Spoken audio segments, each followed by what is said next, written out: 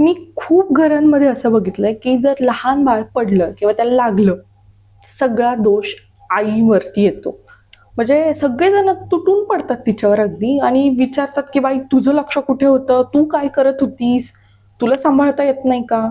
अरे, तुम्ही सगळे पण तिथेच होतात ना, तुम्ही काय करत होतात, तुमचं कुठे लक्ष होतं? अर्थात ती असे उलट उत्तर देऊ शकत नाही किंवा ती देतही नाही, पण तुम्ही सुद्धा तिथे असताना मग तुम्ही का लक्ष देत नाही? ती तिच्या कामामध्ये गुंतलेली असते, तुम्ही लक्ष देऊच शकता, पण तरी सुद्धा सगळा दोष तिच्यावरती टाकला जातो.